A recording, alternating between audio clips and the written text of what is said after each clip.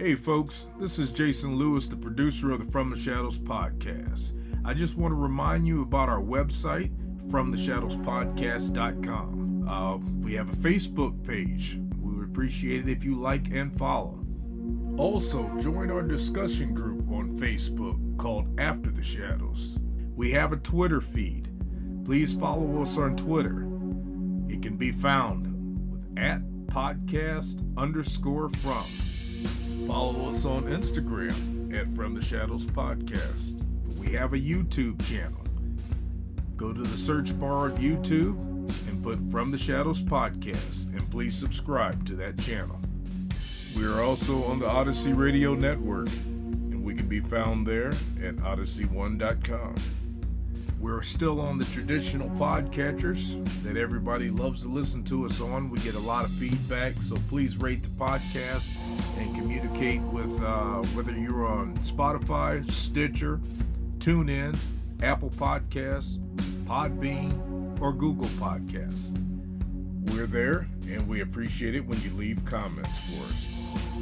We also have a Patreon page. It can be found at www.patreon.com/FromTheShadows. You can receive books, stickers, coffee mugs, and special content just for our Patreon subscribers. Check it out for yourself and see what packages that we have to offer. Well, that's all I have for you right now, folks, and thanks for being a part of the From the Shadows podcast family. So with that being said, let's get this episode started. So Howler, I got an interesting family story to kind of tell about, something that happened this weekend, and it really goes back. My stepdad, Dave Jury, once told me, and I was much younger then, and I didn't realize this, but he said, if anybody's going to screw you, it's going to be family. And at the time, I'm like, oh, no, come on. But now as I've gotten older and see what money and stuff does to families, I see that's pretty true. I mean, I see that's pretty true. Well, I mean, so what do you mean? I mean, you loan them money, you borrow money, or what's this all about? Well, so we got a situation going on in Christy's side of the family where it's her mom and her deceased brother's estate are kind of still trying to settle their parents' estate. So Christy's grandparents' estate.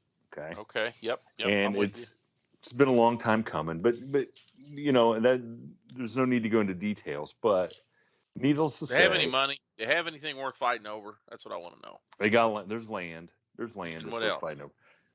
There's land. That's about what else? There's nothing. There's nothing else. Really no, I mean, what do they think they're fighting over? Junk. Can I be honest? Household junk. Household junk. Okay. And what else? I mean, I think you mentioned earlier how many? You think there's some guns too? They're fighting over? I see. I don't think they're fighting over that stuff. I just think there's how that stuff came into being divvied up or whatever. Yeah, just Okay, so tell me the story. Tell me what happened. It's dumb stuff. So the other parties, Christy's cousins, had a auction yesterday, and they're auctioning grandma's stuff off. Well, they're auctioning their dad's stuff off. Okay, they're trying to close their dad's estate apparently. Okay. So there were some things listed in the auction description that may not have been their dad's. It may have been stuff that were coming from the estate that is still trying to be closed. And you mean? Hold on a second now. You're convoluting me, so I know the listeners are convoluted. Okay. So when you said they're settling their dad's estate, and some of the stuff came from their his mom and dad's estate. Yeah, his mom and dad's estate. So they've commingled. Yes. Grandpa and grandpa have commingled with their adult children, and now the adult grandchildren are trying to parcel this stuff up. Yeah, and I don't look, and I'm not here to judge whether it's on purpose, it's on accident, whatever. Okay. Right. But needless to say, Christy's mom wanted to go over, and she thought there might be a couple things that she wanted that probably shouldn't have been in the auction because they were still should have been in the original estate. Okay. Now, yeah, because so grandma and grandpa, her mom and dad's, it was part of her mom and dad's stuff that she should have gotten. Should have gotten, or at least had a chance to get. Okay. Now, is that because? Hold on a second. Is that because the dad, the girl's dad, never moved off the farm? Is that why? It's because the girl's dad and Christy's mom could never bring themselves to close that estate out many years ago. It just kind of sat there because it was too painful for them. I guess that's or one they word. Couldn't decide on what's what. Probably. I'm guessing they couldn't decide on what's what. So right. So now it's to the point where it has to be decided, whatever, legally. So anyway, I want to go over to the auction because I see there's baseball and football cards. I'm a baseball and football card collector, and I see there's some records in there. And I'm like, I'd like to go over and check this stuff out. So I'll go over, and I see that the baseball and football cards are not anything I'd want to bid on. And the records, some cool 45s, but I got other stuff to do on Saturday morning. Okay. So we leave, but Christy's mom just stays because, like I said, there's a couple things that she thinks were her parents and she would like to retain. Okay. So she's going to bid on them. Okay. Well, these sisters, or at least one of them, decides they're so petty, mad, whatever. They're going to get somebody. They're going to make sure she doesn't get anything, and gets one of their friends to bid against her. So they got a third party to bid against their aunt. Yes, to bid against just because they don't want their aunt to have this stuff that they think is theirs. Yes, apparently. Okay, but that they're gotten an auction trying to get rid of, and so after the first couple lots, this happens. She's dumbfounded. She's like, they're trying to get rid of this stuff. It's stuff that I remember my parents having. I'd like to keep in the family, and they're bidding against me. And so I just said, you know what? Why don't you bid on the next 5-6 lots then, whether it's junk or not, and just make, let that person get stuck with it. Apparently that's what she did. I don't know how many lots she did, but it was more than a couple. It wouldn't have been as many as I would have done. I would have done the next 30 just to prove a point and say, if you're going to be, this is why we're in the position we're in, because everybody's lost their minds. Okay. And this all should have been settled months, probably years ago. But everybody loses their minds over junk. Okay. Let's slack for a bit.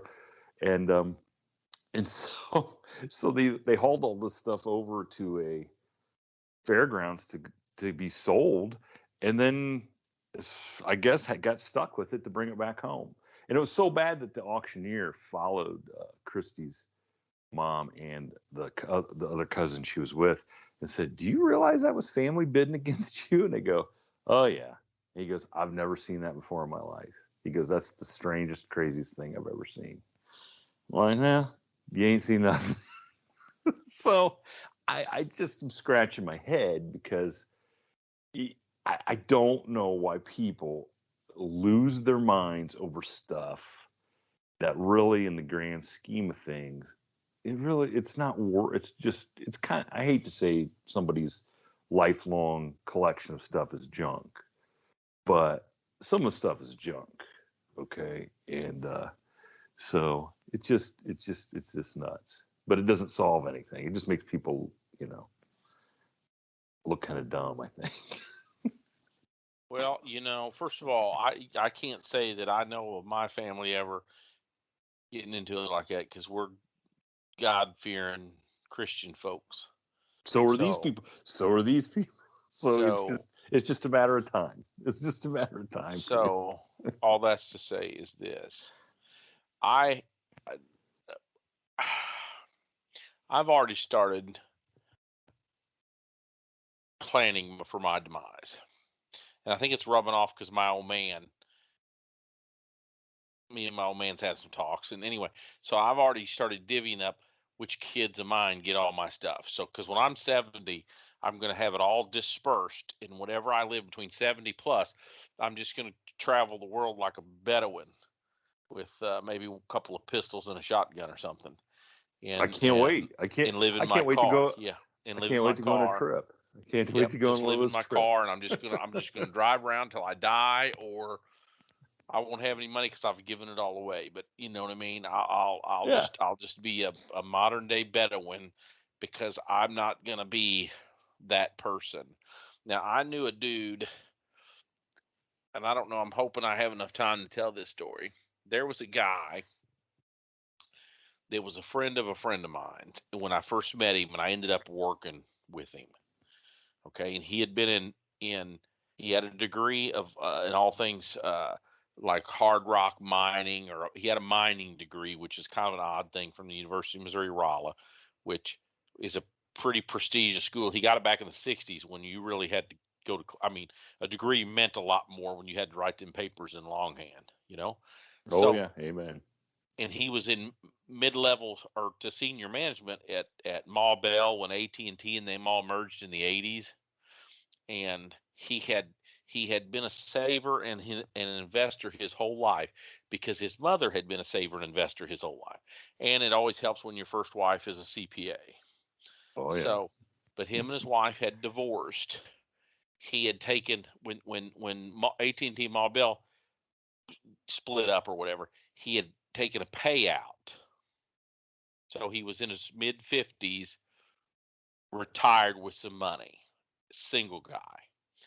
And back in them days, he was friends with the sheriff, so he ended up being on the, he was always a sheriff's volunteer. So then he started working, and he just worked usually the weekend shift. So the sheriff's office I worked at the time, the way the sheriff ran it is he had a lot of retirees and stuff working on the weekends.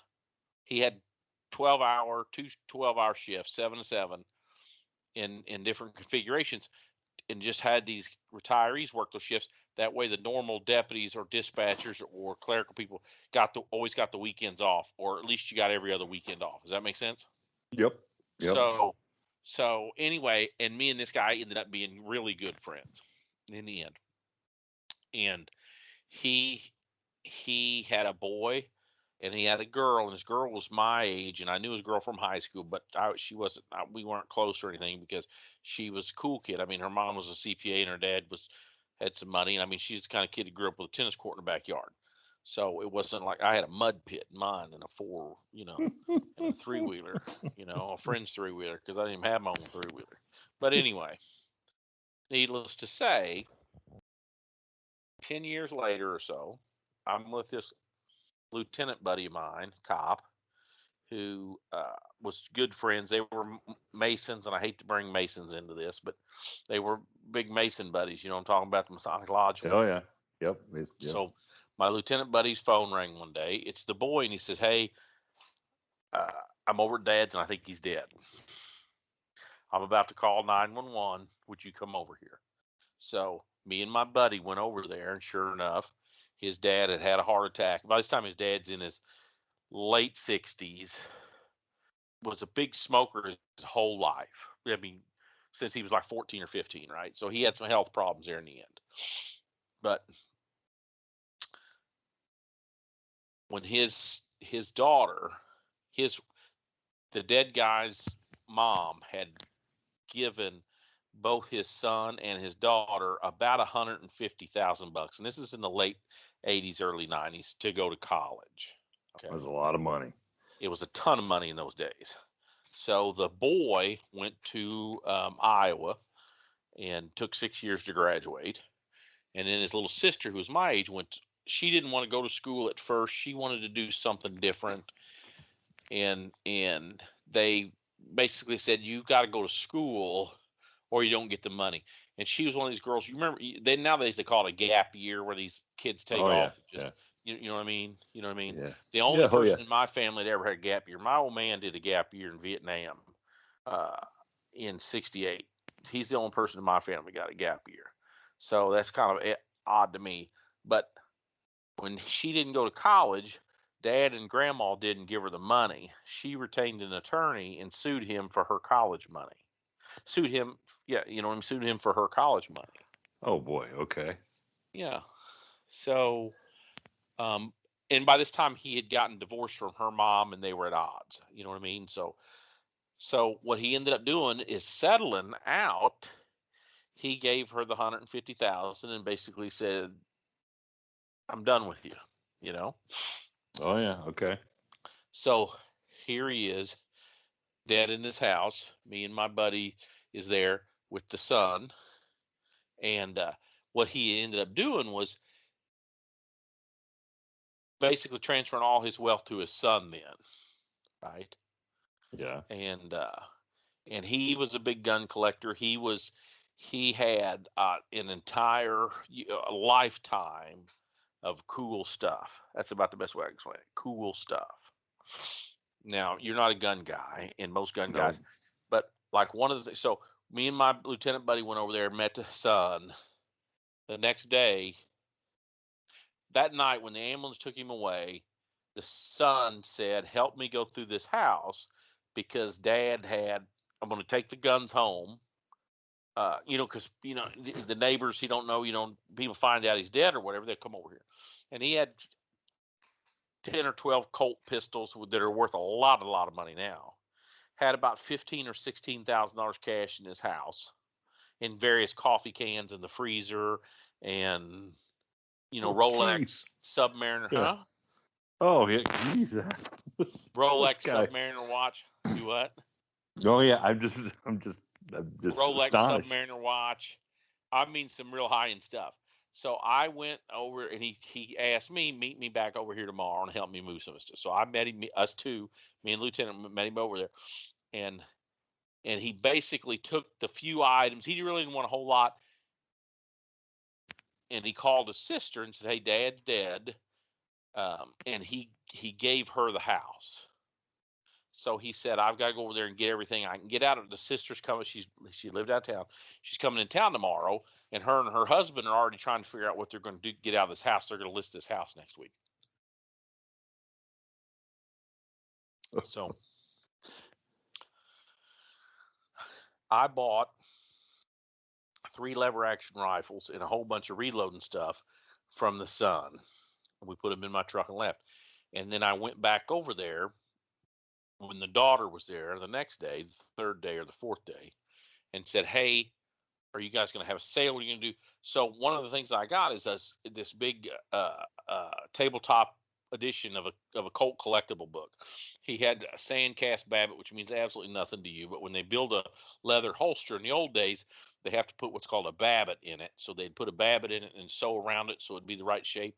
He had 2 sandcast Babbitts she was throwing away when I walked up to the door. One was a 1911 and the other one was a single action army, because those were the most common holsters from 1870s, or pistols from 1876 to the 50s.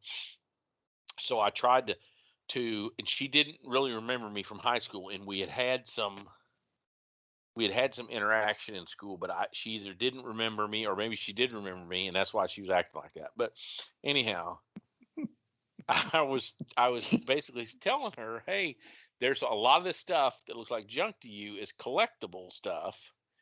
Maybe, what are you going to do with it?" And she said, "Well, we've already we're going to have the house listed, blah, blah, blah, blah." And they brought a big old 16-yard roll-off dumpster and started throwing this guy's lifetime of stuff away in this freaking dumpster, so she could, very conservative house, so she could list this $75,000-$80,000 at the time house. And I had another friend of ours, another retired cop, but he had went to work for the code enforcement of the city, and he went over there every afternoon and took as much as he could take out of the dumpster and collectible stuff, So she threw away probably more in collectible stuff than the house was worth. Yes, just because to her it wasn't worth anything. You know what I mean? A lot of his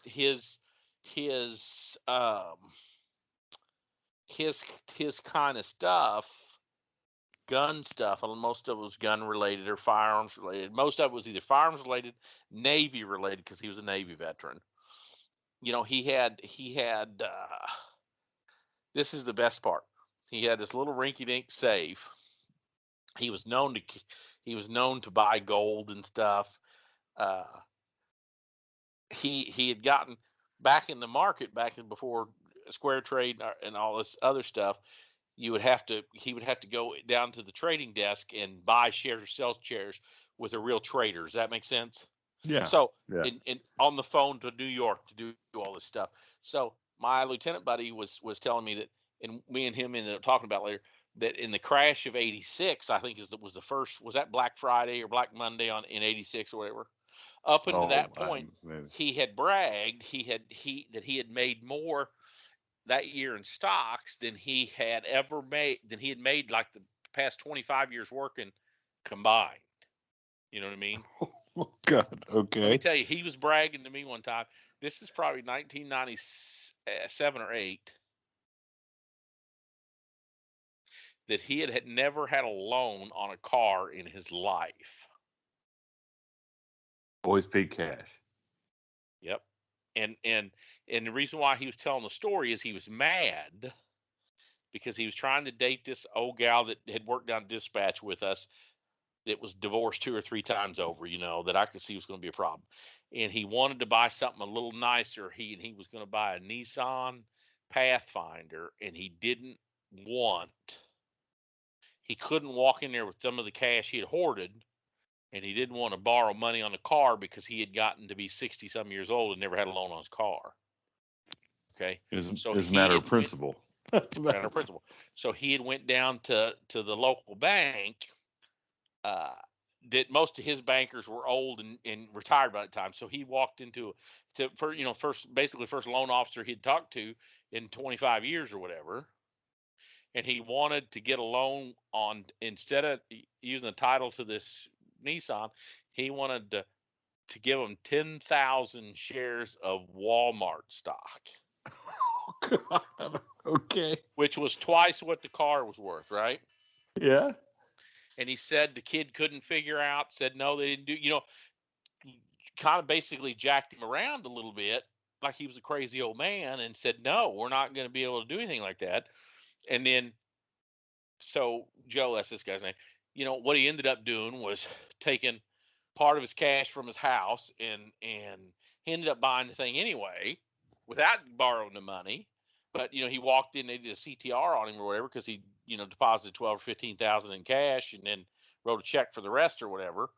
And then the banker guy had called. Now, when I went over and seen him that day, the banker guy had called him and said it was trying to process what he wanted, and he apologized because he had never realized. First of all, never had a customer try to borrow money on stock like that, and second of all, didn't realize just how much Walmart was trading it. You know what I mean? Just how stupid he was as a banker. But they won't give you on bankers; they're usually idiots.